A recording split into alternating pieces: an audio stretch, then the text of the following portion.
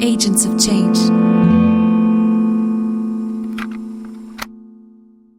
Giorgos Papanikolaou was born in May 1883 in Kymi, Greece.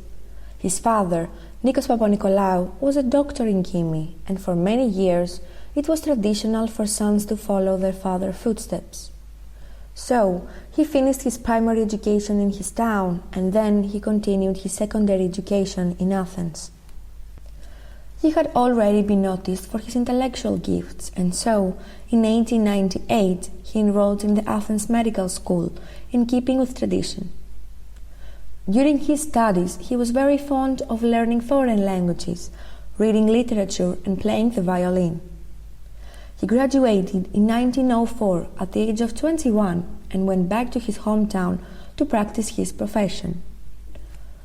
But he wasn't happy with it. He didn't want to become a doctor, and while he was back in his hometown, he started reading many philosophical and biological books. He focused more on himself, and he started preparing for the master's degree. Although Giorgos' parents weren't wealthy, they decided to sacrifice their savings to send him to Germany so he could continue his studies. Thus, in 1907, Papanikolaou chose biology for his master's degree in Jena, Germany. Later, he continued his studies in Freiburg, and in 1910, he received his doctorate in physical sciences in Munich.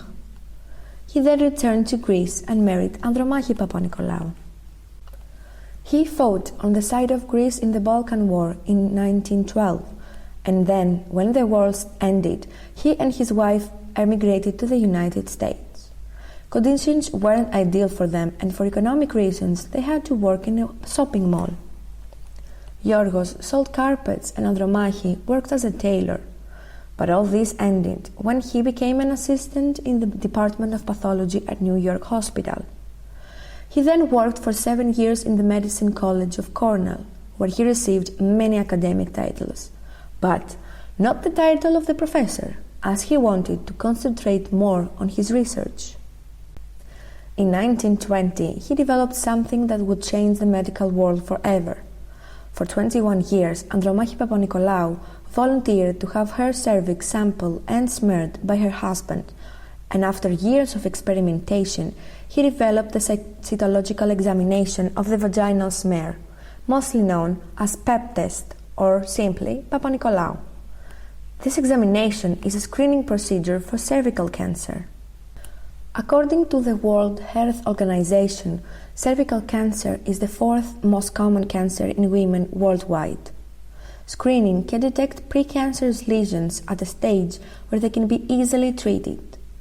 From 1976 to 2009, the incidence of early-stage cervical cancer declined significantly, from 9.8 to 4.9 cases per 100,000 women. Adjusting for rates of cervical cancer from the pre-screening period, we estimate that the pap smear has been associated with a decrease of about 105,000 to 492,000 cases of cervical cancer over the past 3 decades. So, we can understand that this procedure has helped millions of women around the world find abnormal cells that can lead to human papillomavirus, and as a result, cervical cancer deaths have decreased dramatically. He passed away in 1962 in Miami, Florida. 3 hospitals bear his name now. One is in Thessaloniki, Greece. The other is in his hometown, Kymi, in Evia, also in Greece. And the third is the Papanikolaou Cancer Research Institute in Miami, United States of America. His wife continued his research until she died in 1982. This is Fotini Skiza from Ceres, Greece, for the Agents of Change podcast. For the world goes where we take it.